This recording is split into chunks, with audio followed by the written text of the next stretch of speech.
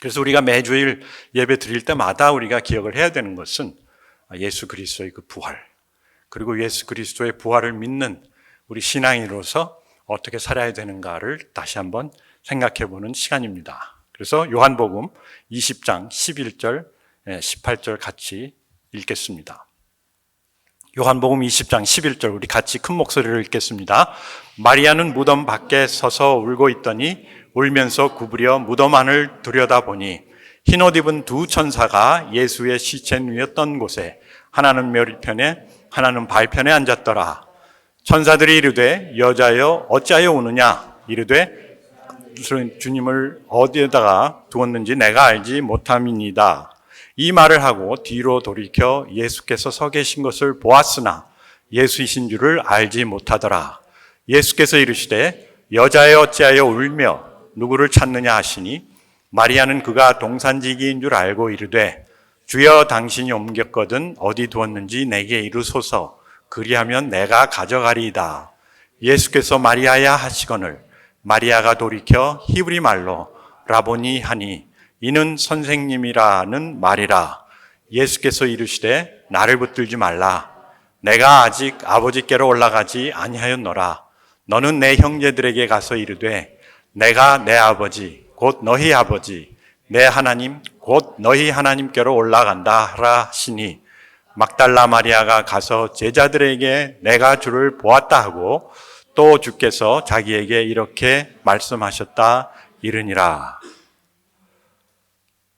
네, 막달라 마리아, 누가복음에 그에 대해서 짧게 1절부터 3절에 기록하고 있습니다.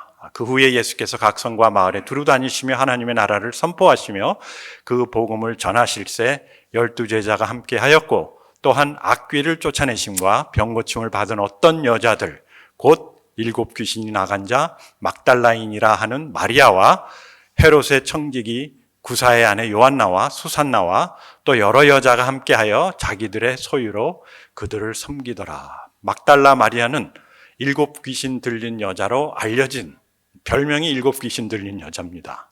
여러분 어렸을 적에 아니면 지금 별명이 뭡니까? 그 별명은 그 사람에 대해서 우리로 하여금 기억할 수 있도록 그 사람의 특징 아니면 그 사람의 드러남, 나타남을 칭해가지고 별명을 짓는데 하필이면 이 막달라 마리아는 7 귀신 들린 여자. 막달라 마리아는 언제 구원을 받았을까요? 여러분, 이건 성경에 있는 건 아닙니다. 우리 앞으로 유니게 성경 퀴즈 대회를 할 텐데 거기에 이런 질문 비슷한 것들도 나올 겁니다. 막달라 마리아는 언제 구원을 받았을까? 병고침을 받고 나서 예수님을 따랐을 때? 아니면 예수님을 이렇게 섬겼을 때? 아니면 예수님이 십자가에 돌아가셨을 때? 아니면 부활하신 예수님을 만났을 때? 언제일까요? 전부 다죠. 예수님을 만난 그 순간, 예수 그리스도를 통해서 병고침을 받고 예수님이 나를 구원하셨구나. 무엇에서부터? 병뿐만 아니라 죽음에서 구원하신 하나님의 아들이다. 그 신앙, 그 믿음이 있었을 겁니다. 그런데 여기서 우리가 중요하게 봐야 되는 것은 뭐냐면은 예수님이 죽자 이 막달라 마리아의 신앙이 바뀌었다는 거예요. 바뀌었다기보다도 절망 속에 빠졌다는 것이죠. 그래서 여기 그 막달라 마리아, 7 귀신 들렸던 마리아.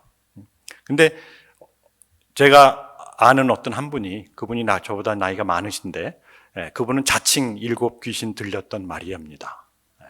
제 아내도 이름이 마리아인데 제 아내는 막달라 마리아가 아니고 막달라 마리아입니다. 딸을 막 둘을 한꺼번에 낳아가지고 한꺼번은 아닌데 계속해서 낳아서. 근데 이분은 자기가 막달라 마리아다.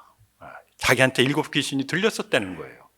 그래서 아니 요즘 시대에 7 귀신 들린 사람이 누구냐 그랬더니 그분은 자기 처음에 고등학교 다닐 때 겉멋 귀신이 들렸대요. 조금 외모가 좋으신 분이에요. 그래서 그때 당시 60년대죠. 60년대 그때 당시 고대하고 미니스커트 입고 그리고 이제 학생들 머리 왜 자르려고 하지 않습니까? 그래서 그 자르라는 것보다 조금 길게 항상 신경 써서. 겁먹 귀신. 그 다음에 칭찬 귀신. 남들이 칭찬해 주는 걸 좋아했대요. 그리고 외모가 좀 이쁘고 육장하고 공부도 잘했고 재능도 있으니까 사람들이 막 칭찬을 해서 자기는 그 멋에 살았답니다. 그리고 대학도 그냥 보통 대학이 아니고 미술대. 아주 예술적인 감각이 뛰어나신 분이거든요. 칭찬 귀신. 그러다가 미국 귀신이 들렸대요. 그때 당시 많은 그 미국의 그 선교사들이 아니고 피스코어라고 있지 않습니까? 봉사자들, 자원봉사자들이 와가지고 영어를 막 가르쳐 주는데 막 금발에다가 눈이 파란 데다가 아주 늘씬한 미국 사람이 와서 진짜 미국 사람. 요즘은 한국에 있는 미국 사람들은 미국에서 사는 사람들이지 미국 사람은 아니에요. 근데 이 진짜 미국 사람. 거기에 그냥 귀신 들려가지고 결혼해가지고 미국으로 온 겁니다. 그때 당시. 그리고 왔는데 생각보다는 결혼 생활이 잘 되지 않아가지고 이혼을 하고 혼자 살아야 되니까 일귀신. 또 이분이 또 재능이 있어가지고 일을 잘해요. 미술가니까 미술가인데 도자기를 합니다. 그래가지고 도자기 만들어서 그냥 팔다 보니까 너무 잘 돼가지고 공장까지 차리고 일귀신. 아이들은 그냥 할머니한테, 어머니한테 맡기고 그냥 일만 하러 돌아다녔답니다. 그러다가 돈을 벌면서 돈귀신이 되고, 그리고 그 돈으로 뭘 할까 하다가 부동산 귀신. 그래서 부동산 라이선스도 따가지고 자기가 집을 사가지고 고쳐가지고 팔고 또 막 이렇게 한 두세 번만 팔면은 집이 한 채 떨어진답니다. 제가 그 무슨 얘기인지 잘 모르겠는데 부동산 귀신. 그리고 증권 귀신. 증권에 또 투자하고 막. 그래서 참 제가 옆에서 보면은 돈을 참 잘 벌었었던 것 같아요, 그분이. 그리고 지금도 잘 사시고. 그래서 자기가 자칭 막달라 마리아, 7귀신 들렸던 마리아다. 그런데 가만히 살펴보면은 우리도 마찬가지예요. 우리는 그처럼 성공하지 못했지만 성공하지 못한 귀신이고 그분은 성공한 귀신.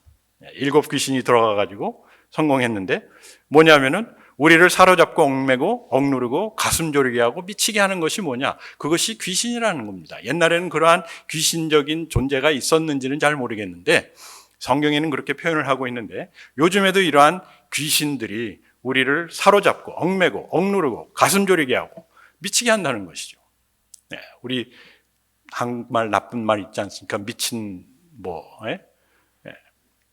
그런데 그 미친 사람들이 다른 사람들이 아니라 바로 우리들이다, 저다 그 얘기죠. 저도 어떤 한편에 목회 귀신, 교회 귀신, 어떻게 하면 교회를 크게 성장할까? 어떻게 하면 목회를 많이 잘해서 많은 사람들이 모일까? 어떻게 하면은 유명해질까? 그거 다 귀신 들린 거 아닙니까? 진짜 생명을 도모하고 생명을 풍성하게 하고 생명을 키우는 것이 아닌 것들은 어떻게 보면은 귀신의 역할이라는 것이죠. 그래서 결국 이 귀신 들리면서 막달라 마리아가 경험한 것, 괴로움, 외로움, 두려움, 절망, 슬픔, 혼란, 흑암. 이것이 귀신 들린 사람들의 삶입니다. 여러분, 우리 옛날에 귀신 들렸다 그러면은 막 쓰러져가지고 막 물거품 내고 간질병이라고 얘기를 하죠. 에필랩스라고 영어로는 하는데 그런 환자들 보면은 저 귀신 들렸다 그러는데 그것은 귀신 들린 것이 아닙니다. 이런 두려움과 어려움과 괴로움과 절망과 슬픔과 혼란과 흑암 속에서 사는 그 자체가 뭡니까? 귀신 들린 사람들의 모습이라는 것이죠. 막달라 마리아의 삶이 이랬다는 것이죠. 그런데 이것이 2000년 전에만 있었던 것이 아니라 지금도 마찬가지예요. 요즘으로 얘기하면은 우울증, 불안장애, 공황장애, 강박장애, 외상후 스트레스장애, 수면장애, 번아웃. 이게 다 뭡니까? 이게 다 귀신 들린 거예요. 뭐냐면은 이것들로 인해서 우리의 삶이 억압되고 내가 제대로 살 수 없는 그런 상태까지 가버리는 것이죠.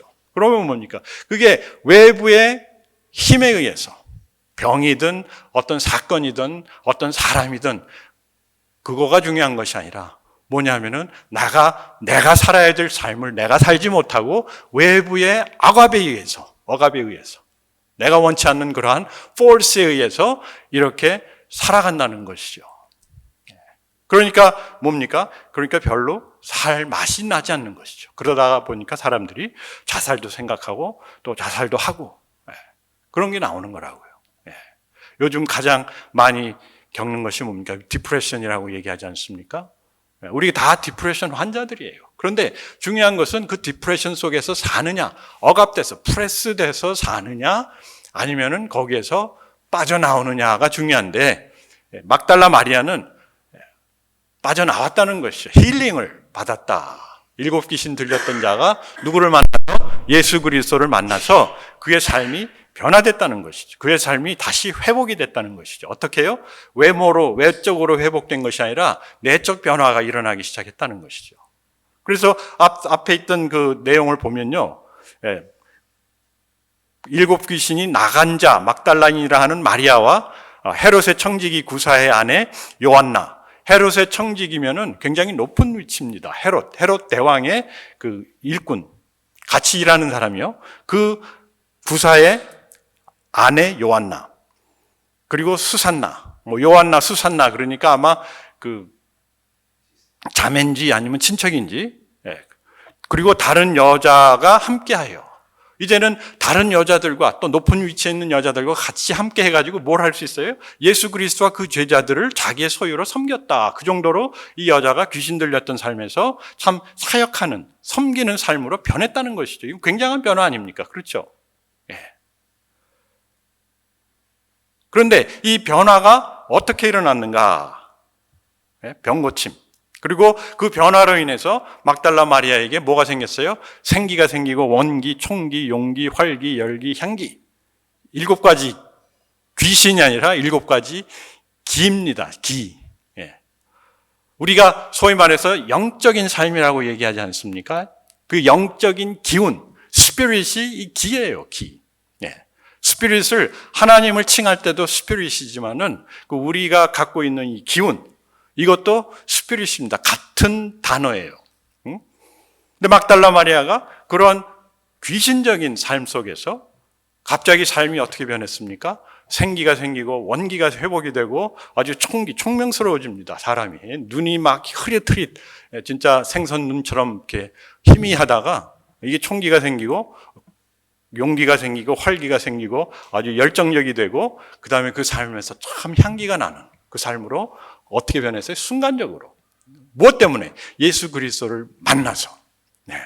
그 하나님의 힐링, 영적 힐링을 체험한 것이죠. 어떻게 되었는지는 우리는 모르지만 한 가지 확실한 건 뭐냐면은 이 7 귀신이 들렸던 막달라 마리아가 누구를 만나서 예수님을 만난 그 순간 이러한 힐링이 일어났다는 것이죠. 네. 그리고 예수 그리스도를 따라다녔는지는 모르지만은 예수 그리스도와 그 제자들을 섬겼다. 굉장한 삶 아닙니까? 예, 7 귀신 들렸던 자가 7가지 기운으로 예수 그리스도를 섬기며 살았다. 굉장한 변화예요. 예. 그랬는데 예수님이 십자가에서 죽으시고 장사되자 삶이 또다시 옛날 삶으로 돌아가 버렸어요. 그래서 누가복음 24장을 보면은 그래도 막달라 마리아가 예수 그리스도를 장사한 것을 이렇게 그때 당시에는 그 죽은 시체에다가 이렇게 기름을 바르고 약물을 바르고 다시 이렇게 돌돌 말아가지고 아주 장례를 잘 치러야 되는데 그것이 잘 안 된 것 같아가지고 이제 그것을 하려고 가는데 3절 보시면은 누가 우리를 위하여 무덤 문에서 돌을 굴려주리요? 걱정을 합니다. 무덤 문에서 돌을 누가 굴려주리요? 그리고 벌써 돌이 굴러져 있는데 그 돌이 심히 크더라. 아주 큰 돌입니다.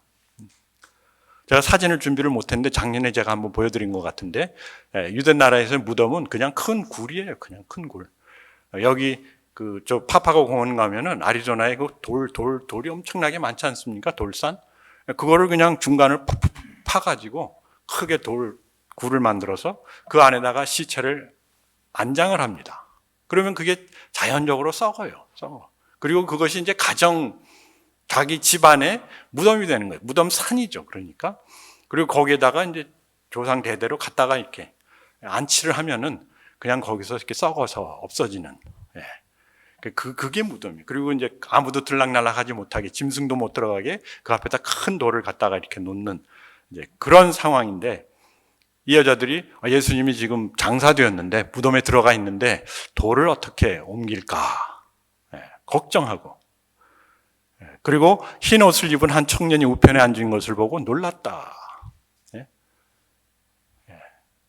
거북이고 놀란 사람이 뭐 소뚜껑 보고 놀란다고 그냥 두려움 속에 있는 겁니다. 그러니까 뭘 봐도 놀라는 것이죠. 그리고 몹시 놀라 떨며 나왔다.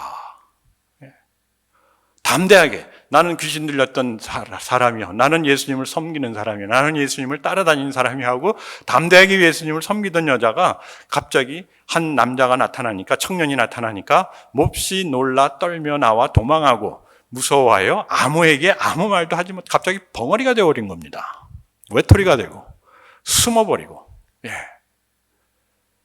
이것이 남 이야기 같지만은 만약에 우리가 이러한 상황에 들어간다면, 내가 믿고 있던, 내가 철저하게 의지하고 있고 믿고 있던 뭐 그 사람이라든지 그 어떤 것이 순식간에 사라진다면은 나는 어떻게 반응을 할까? 우리가 그것을 생각해 봐야 된다는 것이죠.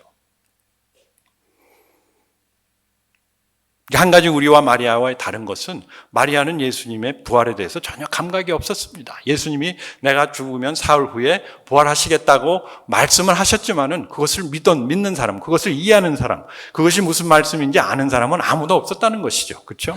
그렇지만 우리는 알지만, 그러나 우리는 알지만 우리가 의지하던, 우리가 믿고 있던 것, 또 우리가 좋아하던 것, 이런 것들이 갑자기 사라진다면은 나는 어떤 반응을 보일까? 여러분 생각해 보신 적이 있습니까?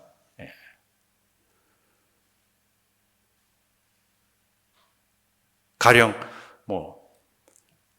어떤 친구가 유학을 왔어요. 그러니까 유학 온 사람들의 조기 유학을 왔어요. 제가 LA 있을 때 청년이 아니라 청소년이죠. 그때 당시 조기 유학이 굉장히 많았어요. 80년대 후반, 90년대. 그리고 그들의 꿈은 뭐냐면은 UC나 들어가는 거. 그래서 여러 군데 막 그 애플리케이션을 보내지 않습니까? 우리 여기 고등학생 두 자매가 앉아 있는데, 그리고 이제 하나씩 답을 받습니다. 근데 이제 저도 나중에 알았는데 뭐냐면은 합격 편지는 큰 봉투에 오고요, 불합격 편지는 조그만 봉투에 옵니다. 근데 알았었나요? 모르죠. 학교에서 딱 편지를 보내주니까 야, 이거 뭔가 왔나 보다. 이거 두근두근 해가지고 탁 열어봤더니 Thank you for applying, but 거기 but이 항상 있는 거예요. We regret 로 시작을 하는 거예요. 우리가 너를 입학시켜주지 못해서 참 후회가 막심하다.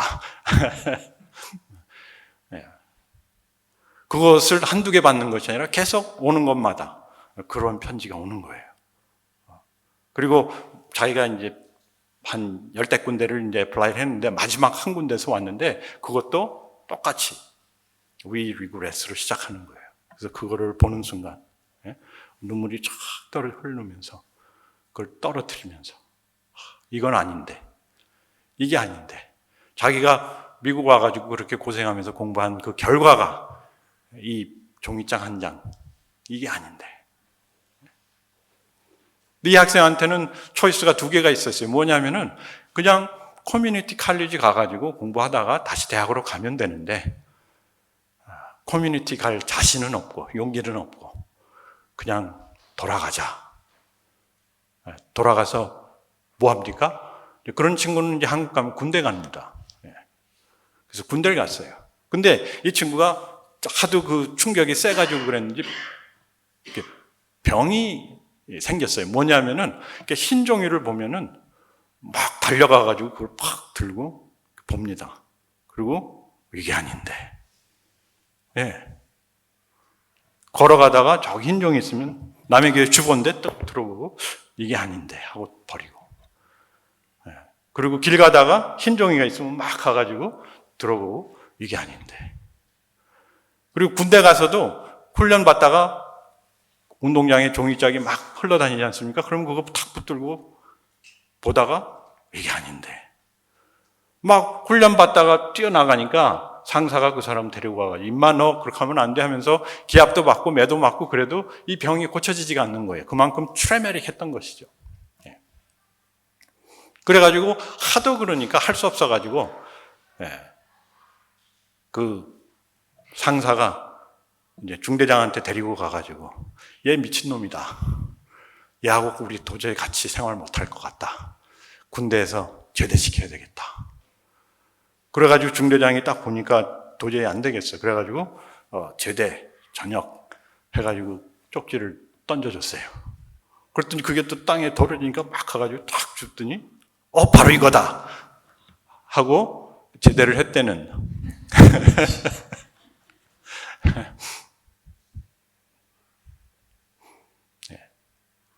우리가 우리 일상생활 속에서 그런 트라우마틱한 것 때문에 병이 시작될 뿐만 아니라 우리의 삶이 완전히 빗나간다는 것이죠.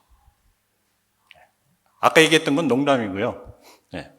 진짜 저에게도 그러한 트라우마틱한 일이 있었습니다. 제가 요즘 선교를 다니고 있는데, 선교를 다니고 있는 건 아니고 선교를 하는데 굉장히 큰 선교의 꿈을 갖고 있었습니다. 한 20년 전에. 그리고 이제 그 선교 가능한 교회도 가고 또 그 선교를 같이 하겠다는 많은 분들이 모였어요. 그래서 우리가 그러면 일단 선교를 하려면 돈을 모아야 된다. 그래서 돈을 모으자. 그래서 돈을 막 모았어요. 그리고 그것을 이제 선교 재단 비슷하게 우리가 만들자. 이걸 그리고 관리를 잘하는 사람에게 맡기자. 근데 이제 긴 이야기를 짧게 하자면은 그 돈을 맡은 사람이 횡령이 아니라 투자를 잘못했어요. 투자를 자기 회사에다가 투자를 했어. 그래가지고 완전히 날린 거죠. 꽤 많은 돈이었어요. 밝히면 너무 부끄러워서 밝힐 수가 없는데, 그러니까 막 가슴이 철렁하는 겁니다. 그때 뭐 제가 돈이 있었던 것도 아니고, 그때 이제 제가 그것을 하려고 했던 이유는 뭐냐면은 저희 아버님이 돌아가시면서 남겨주신 이제 유산이 조금 있었어요. 그래서 이걸 갖고 뭘 하냐, 이걸 갖고 집을 살 수도 없고, 그렇게 많지는 않았거든요. 그리고 캘리포니아에서는 집값이 워낙 비싸가지고, 그러면 가장 좋은 일을 할 수 있는 것이 무엇일까? 그리고 뭐 자녀들 대학 갈 뭐 준비, 그것도 생각을 해봤는데, 캘리포니아에서는 그냥 웬만큼 공부하면은 주립대학 가면은 별로 돈이 많이 안 듭니다. 그래서 뭐 그것도 별로 필요할 것 같지 않고, 오히려 돈이 있으면 장학금을 못 받으니까 그 돈으로 그러면 선교하겠다라는 그런 꿈, 우리 아버님의 이름으로 선교를 하자. 그랬었는데 하루아침에 싹 사라진 거예요. 와. 근데 이제 저는 그 엑스트라 머니니까 그래도 먹고 사는 데는 별로 문제가 없는데, 어떤 사람은 진짜 이분은 자기가 앞으로 리타이어를 하면서 여기에 자기가 쏟겠다 해가지고 이제 거의 뭐 자신의 리타이어먼트 그 펀드를 거기다 넣었는데 그렇게 된 거예요. 그러면서 막 이놈 새끼 잡아다 죽여야 된다, 뭐 어떻게 해야 된다, 막 믿는 사람이, 선교하겠다는 사람들이 모여가지고 그런 얘기를 하는 거예요. 수고를 해가지고 막 베껴 먹어야 된다, 막 끝까지 찾아야 된다.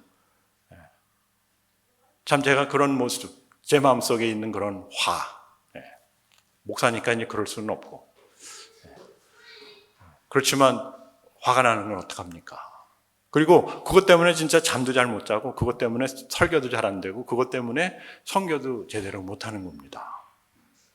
제가 그걸 보면서 내가 아무리 예수 그리스도의 부활을 믿고 그 부활을 선포하는 목사지만은 그 돈 몇 푼 때문에 이렇게 나의 삶이 완전히 망가지는구나. 그리고 제 삶이 망가지는 것뿐만 아니라 같이 하고자 했던 사람들의 삶까지도 망가지고 서로 불신하고 서로 미워하고 서로 탓하고, 왜 너 그거 체크업하지 못했느냐, 너 왜 막 그러면서 뿔뿔이 다 흩어진 거예요. 그러면서 제가 우리 신앙이라는 게 실전에서 힘을 내지 못하고 실전에서 나의 삶에 영향을 주지 못한다면은 이것은 부활하신 예수 그리스도를 앞에 놓고 우는 막달라 마리아와 하나도 다를 것이 없구나를 깨달은 것이죠. 여러분들이 믿고 있는 예수 그리스도, 그리고 그 예수 그리스도 때문에 오늘날 진짜 그러한 어려움이나 두려움이 몰아칠 때 그것을 벗어날 수 있느냐는 것이죠. 왜냐? 이 부활신앙이라는 것은 그냥 우리가 죽고 나중에 죽으면 부활한다는 그것이 아니라, 부활신앙이라는 것은 무덤에 갇혀있는, 무덤에 가두려는 이러한 외부적인 능력이, 외부적인 힘을 내가 이기고 부수고 그 무덤에서 나온다는 겁니다. 공부를 못해도 내가 나올 수 있고, 대학에서 떨어져도 내가 다른 일을 할 수 있고, 진짜 투자를 해가지고 다 잃어버려도 하나님이 명하신 선견을 할 수 있다라는 그 결론에 나아가야 되는데 그것이 그렇게 쉽지는 않다는 것이죠. 그런데 오늘 막달라 마리아를 보면은 막달라 마리아가 그 실망과 원망과 절망과 도망과 숨 아무 말도 못하는 이 사람이 변하기 시작했어요. 다시 아까 얘기했던 그 원기 회복이 되는 겁니다. 용기가 회복이 되고 총기가 회복이 되고. 근데 그 회복의 시작이 뭐냐면은 예수님이 그에게 나가가서 여자여 어찌하며 울며 누구를 찾느냐. 우리 자신을 한번 돌아보라는 겁니다. 여러분 무엇이 여러분들의 삶을 억압하고 억누르고 또 짓밟고 그리고 가두어 놓고 있습니까? 나는 아프니까, 나는 이제 나이가 많으니까, 나는 하면서 우리가 소극적으로 살아갈 때가 있지 않습니까? 이게 그렇습니다. 우리가 아프고, 우리가 능력이 없고, 우리가 힘이 없고, 우리가 돈도 없고, 우리가 아무런 가치가 없어 보일지라도 거기에 갇혀 살면은 안 된다는 것이죠. 우리가 내가 이제 사는 것은 내가 사는 것이 아니고 내 안에 그리스도가 사는 것인데 자꾸 나는 내 삶을 보면서 내가 불평불만 원망 속에서 산다는 것이죠. 그렇지만 참 부활신앙은 무엇인가? 부활신앙은 그 무덤을 나를 가두고 나를 억누르는 그 무덤을 깨고 나오는 신앙인데 그 신앙의 시작이 무엇인가? 어찌하여 울며 누구를 찾는가? 여러분 오늘 예배에 오셨는데 무엇 때문에 예배에 오셨습니까? 많은 경우에 예배에 우리가 참석하는 이유는 내가 원하는 것이 있습니다. 이것을 예배에 가서 내가 예배도 참석하고 봉사도 하고 헌신도 하고 기도도 하고 또 헌금도 하고 그렇게 해야 하나님이 들어주시지 않을까 하는 그러한 생각. 마리아는 자기가 믿고 의지하고 따르던 예수 그리스도 그리고 자기의 앞날을 책임져 주실 예수 그리스도가 갑자기 사라져 버리니까 꼭 자기가 약혼해서 결혼할 남자가 그냥 도망간 그런 아마 느낌이었을 겁니다. 그러니까 울며 있는 거죠. 그런데 그런 울고 실망하고 좌절한 마리아를 예수님은 찾아오셨어요. 우리가 이 부활신앙, 부활절을 맞이하면서 다시 한번 생각해 봐야 되는 것은 뭐냐면은 예수님은 절망하고 실망하고 원망 속에 사는 우리를 어떻게 하신다? 찾아오신다. 개인적으로, 개별적으로, 친밀하게 찾아오신다는 것이에요. 왜? 우리가 울고 있으니까. 아무도 나의 사정을 몰라, 아무도 나를 돌아보지 않아, 아무도 내게 관심이 없어라고 우리가 생각할지라도 하나님은 어떻다는 것입니까? 하나님은 우리와 함께 계시다. 그리고 함께 계실 뿐만 아니라 우리를 찾아오십니다. 찾아오세요. 여러분 예수 그리스도께서 여러분들을 찾아오신 그런 경험 다 있지 않습니까? 기도할 때 아니면 어둠 속에 있을 때 아니면 외로워서 절망 속에 빠져 있을 때 누군가가 아주 세미한 음성으로 우리를 찾아오셔서 우리를 부르십니다. 마리아야.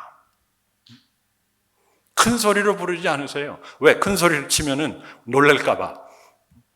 다가와서 마리아야. 내가 들을 수 있는 목소리로 그리고 내가 알 수 있는 목소리로 마리아야 하니까 마리아가 갑자기 라보니요. 예수님이시네. 우리는 언제 예수 그리스도의 음성을 깨끗하게 확실하게 또 뚜렷하게 듣습니까? 우리의 그 어둠 속에서 좌절 속에서 오히려 예수 그리스도의 음성 하나님의 말씀이 더 자세하게 확실하게 들린다는 것이죠. 예수님이 부르셨어요. 마리아야. 책망하기 위해서 부르신 것이 아니라 그를 다시 일으키기 위해서 회복시키기 위해서. 마리아야.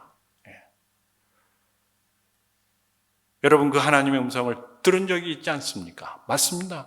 마리아가 예수 그리스도의 음성을 많이 들었어요. 그리고 예수님과 그 제자들을 섬길 때마다 마리아는 음성을 많이 들었을 겁니다. 부활에 대해서도 들었을 것이고 또 앞으로 천국에 대해서도 들었을 것이고 많이 여러 말을 들었지만은 이날 특별하게 자신의 이름을 부르는 예수 그리스도의 음성을 깨달았다는 것이죠.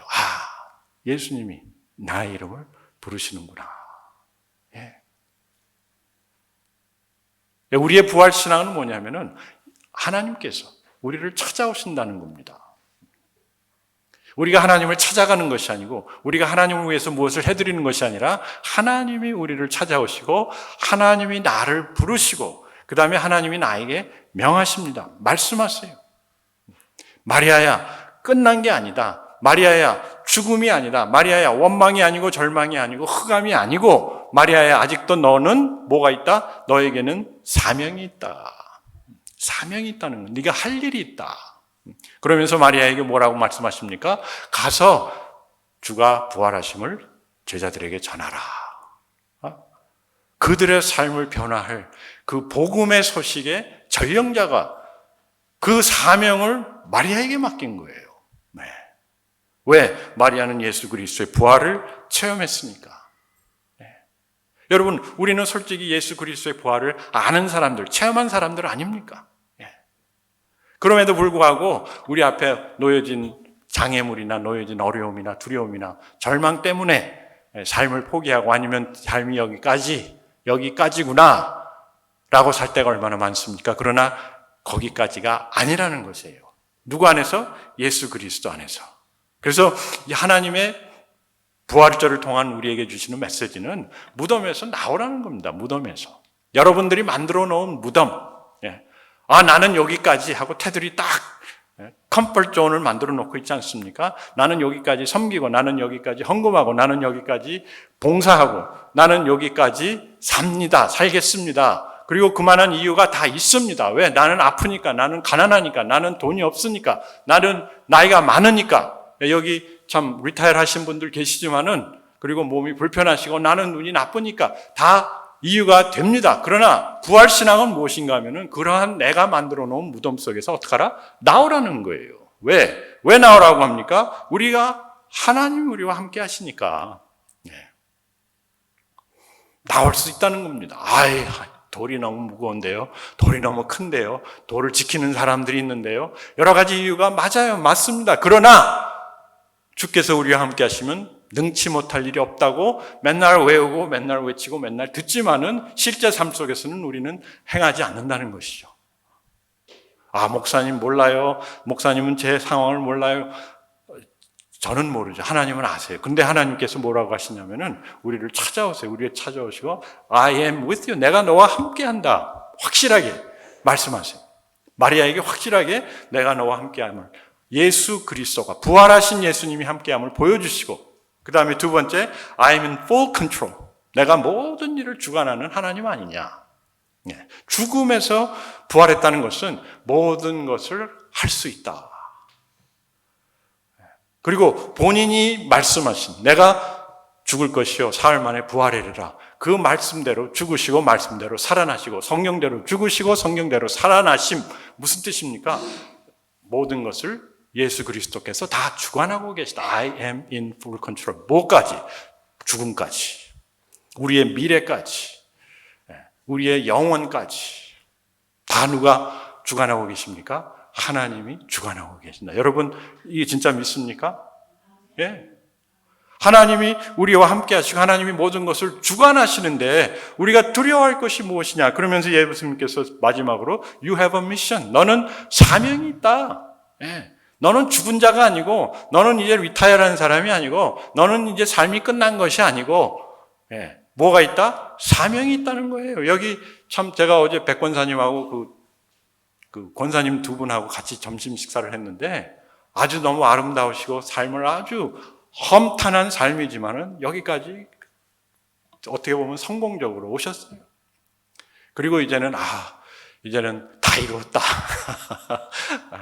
그렇지만 아닙니다. 아니죠, 백권사님. 그죠? 뭐가 있어요? 사명이 있어요. 사명. 무슨 사명이 있는가? 우리는 예수 그리스도의 부활뿐만 아니라 그 부활하신 예수께서 내 안에서 어떻게 살아 역사하시는가를 어떻게 전할, 주변 사람들에게 전파할 뭐가 있다? 사명이 있다는 것이죠. 제가 참 안타까운 것은 뭐냐면은 우리 어머님 세대, 우리 백권사님은 저희 어머님하고 연세가 비슷하신데 그 어머님 세대, 그분들 진짜 고생 많이 해가지고 우리 자녀 세대 지금 60대 초반 그렇죠? 저희들을 위해서 너무 수고하고 고생 많이 하시고 특별히 미국에 와가지고 교회 데리고 다니면서 끌고 다니시면서 하나님밖에 없다. 그런 신앙을 우리에게 전수해 주셨어요. 근데 그게 전수가 된 사람도 있고 그렇지 않은 사람들도 많아요. 제가 주변에 참 그 신앙이 불확실한 많은, 제 또래는 아니지만 저보다 조금 어린 그 세대를 보면서 참 마음이 안타까워요. 야, 부모님들이 얼마나 고생해가지고 이 교회를 세웠는데, 이민교회가 그렇게 해서 세워졌는데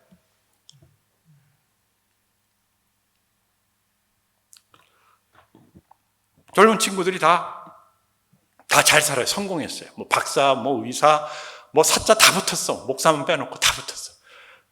그래서 저도 거기에 낍니다. 나도 사야, 목사야. 근데 그분들의 삶이 진짜 성공적이고 이 사회에서는 인정받는 그러한 삶일지 모르겠지만은 영적으로 볼 때 과연 저분들이 죽으면 천국을 갈까? 진짜 죽고 나서 부모님들이 죽고 천국에 가서 기다릴 때 그분들이 천국에 올까?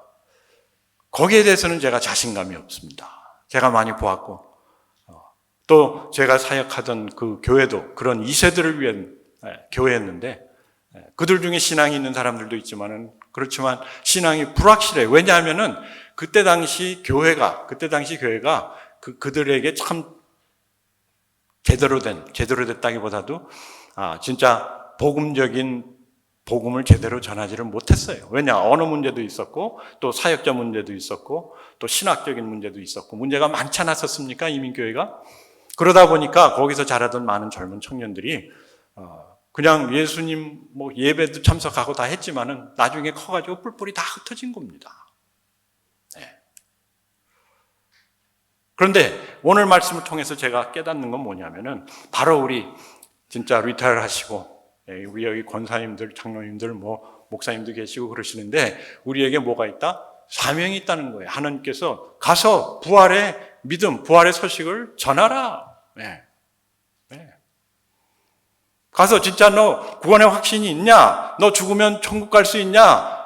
오히려 거꾸로 우리 손지사님은 부모님을 위해서 가셔서 복음을 전하셨지만은 이제는 우리가 자녀들을 대놓고 야, 나 가면 천국 갈 텐데 내 걱정하지 마. 근데 난 네가 걱정이 된다. 너 진짜 내가 천국 가서 기다릴 텐데 올 수 있는지 나는 모르겠다. 왜 우리가 거꾸로 놓고 생각을 못하느냐 그것이죠. 그리고 거기에 대해서 우리 알아보자. 같이 알아보자. 만약에 여러분들이 그것을 직접 하시기 힘드시면은 뭐 저와 같이 해도 되고. 하나님이 우리에게 주시는 사명이에요. 진짜 부활을 체험한 부활신앙이 있는 우리 모두에게 주시는 하나님의 사명. 우리가 부활을 기념해서 매주일 예배하는 것도 좋지만은 이제는 우리가 이러한 사명이 있다는 것입니다. 우리와 함께 하시고 모든 일을 주관하시는 하나님께서 우리에게 사명을 주셔서 더 이상 무덤에 갇혀 있지 말고 무덤에 들어가는 자들에게 무덤에서 나올 수 있는 이 복음을 전파하라. 우리 같이 기도하겠습니다.